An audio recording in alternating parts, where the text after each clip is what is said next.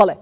دکتۆر عەبدولحەکیم بەشار جێگری سەرۆکی پێشووی ئۆپۆزیسیۆنی سووریا لە ستۆدیۆ بە سوپاسەوە لەگەڵمدایە باسی دۆخی سووریا و ڕۆژاوای کوردستان و ئەم ڕێکەوتنی ئاگربەستەی لەگەڵ دەکەم. دکتۆر بەخێر هاتی، سوپاس کە ئامادەی لەگەڵمان. ئێوە دەزان و ئاگادارن لە شەشی ئەم مانگەوە لە ئەشرەفیە و شێخ مەقسوود لە حەلەب گرژی و ئاڵۆزی و ڕووبەڕووبوونەوە دروست بوو.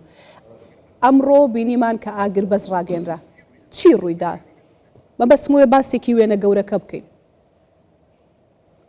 يعني ما تخص براستي غير كفتنا ده ازار بريكه ليه ما خاب بسنكت يقول شرط مرجي حتى نقارتن انجي وضع تشتكو وضع قصدي خرتر وجانكا بجدتنا امريكا بيتر يرو روش هاتي قارتن ركفتنا يرو تشيب نوكا ده ازاري ازيد افر كفت جيب سركفه لي او خلقي قوناش ركفتنا ده ازاري بسركفه از ما ترشيق الجمهيه قونه الاجب سركفه يعني خلقن هنا في دعوة الشر دهي جبر الشر هبونواتي دهي أزيفيتكم جو أو في جاري أو خلق بيدان آلي كي أفريقيا كفتم سركر تبقى أفريقيا كفتن نوكا دهي أزاري خورته لديس خوينا خورته كي كورت خوينا خورته كي سوي بوما قال كي بوهاي أما خاص يخوي برجان. دكتور جیاوازێکە چییە؟ ڕێکەوتنی دەی ئازار لەگەڵ ڕێکەوتنی ئەمڕۆ دەی ئازار بۆ جێبەجێ نەکرا. چاوەڕێ بین ئەوەی ئەمڕۆ جێبەجێ بکرێ؟ يعني ايه ده ازار جرك تاليا صالب بجيب با ليه بجيب نبو مثلا جرك دسكفتي حكومتي بهاتانا حمد دفري جرك بترول تسليم حكومتي بابا جرك اداره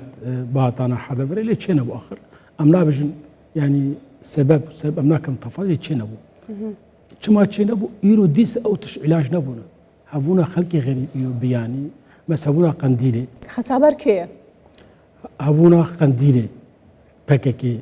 الرجالات كردستان سوريا هبونا فلول النظام ايه دي خواستن او سبب يقول ناهل ترى كفتم سركف دبي بيشي افانا بند انا اليكي يعني بككي بدن اليكي فلول النظام بدن اليكي بيشتي راحتي تشير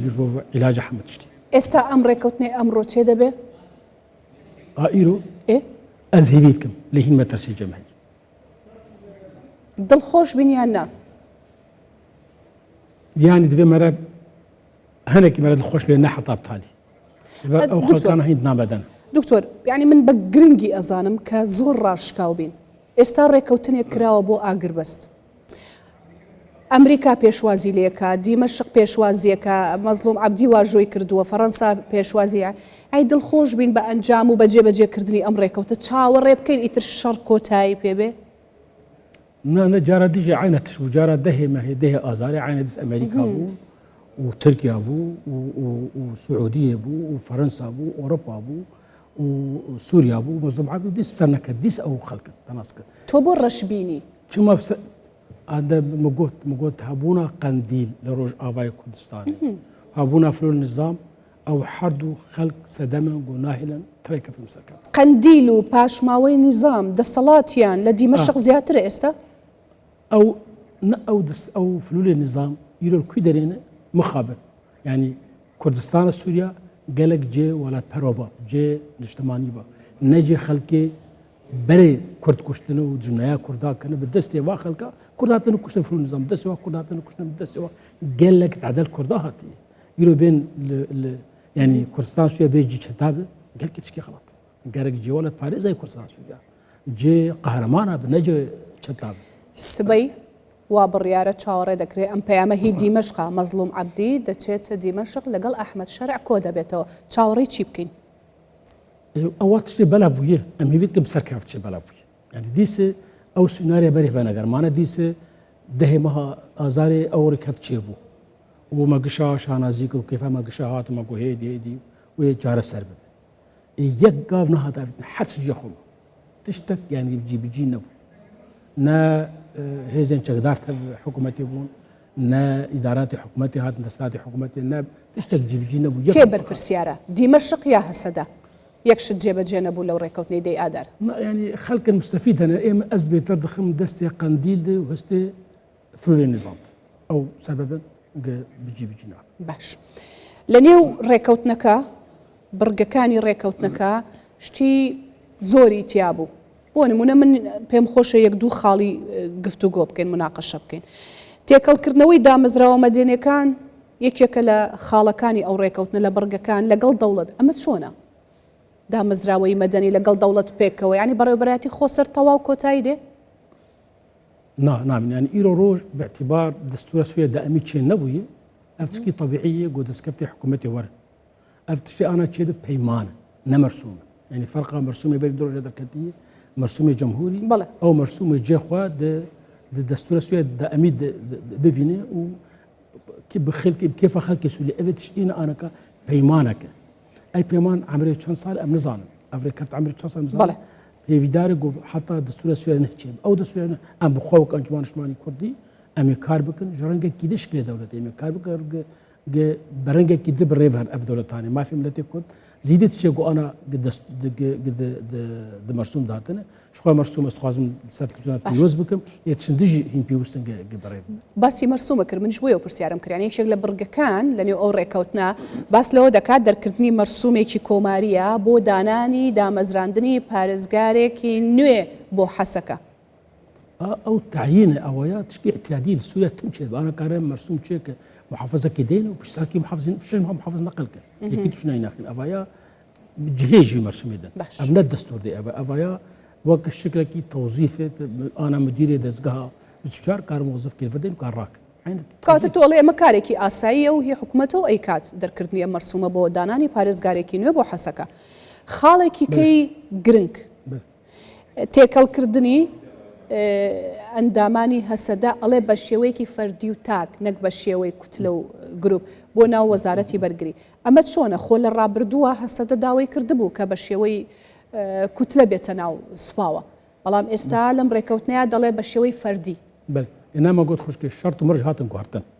شرط ومرج قلت وقت اتفاقيات ده أزاري تشيبو قصيدة أنا خورتربو أمريكا بتر مش تعويد قر أنا قصيدة شكست شرط ومرج هاتن قارتن جبروي وأف فيرنجي ويتشي هاج أنا أزهيفيتكم كفرسل أزهيفيتكم جو أز غلط من لأزمة ترسيل جمعي جو ديس أمريكا تجيب سنة كف ترسه هي أز ترسبون ترسي ترسكني وخويا يا دركيه بيتر في النظام في النظام لكي دارين أو خل كان الكون أناكا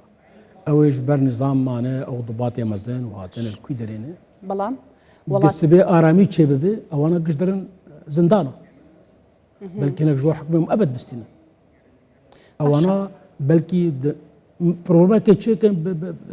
قصدي أخينا بروبلم كي كان هستي كرداخين أو بروبلم كي كان أصنافهم ببريارة قصدي يعني وقت يقول أف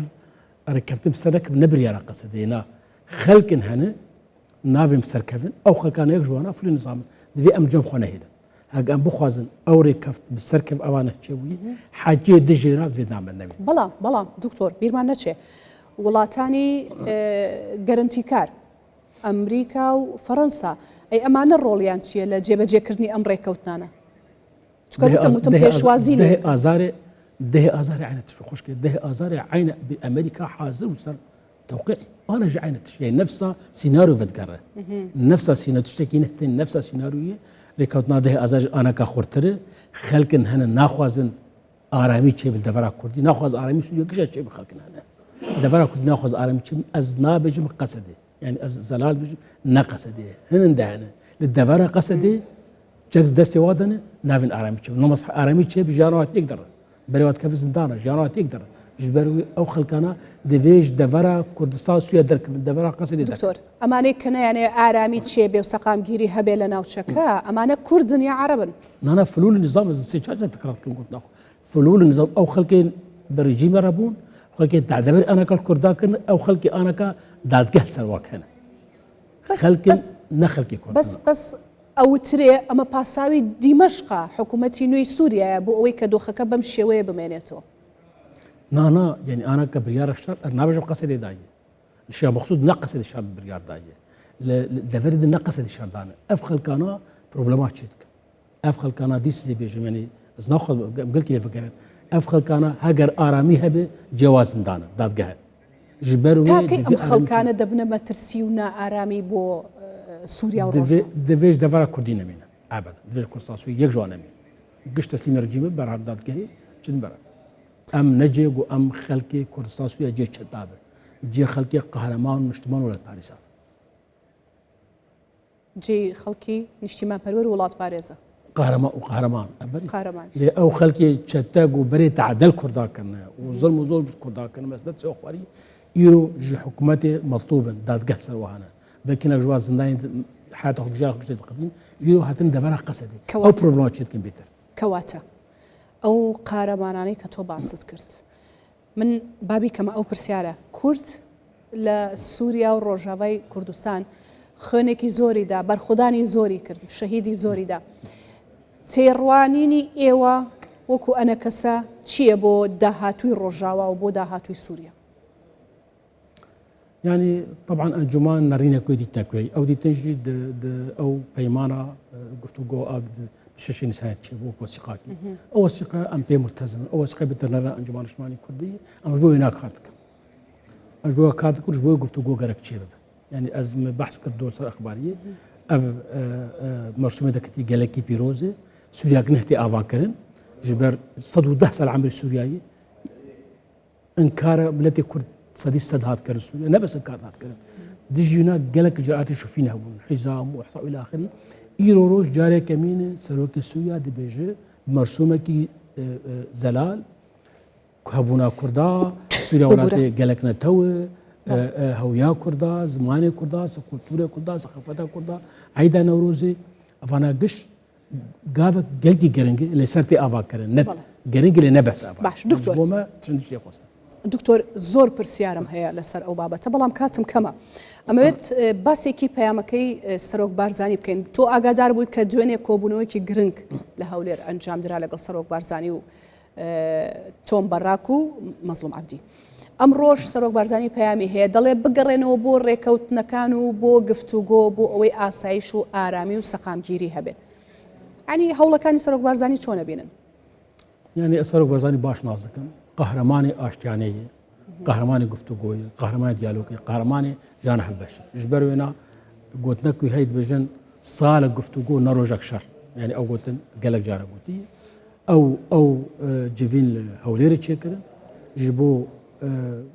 يعني تكليك الامريكا قال كي خوشن حدو بنفسي امريكا حد نيجو حاضر بو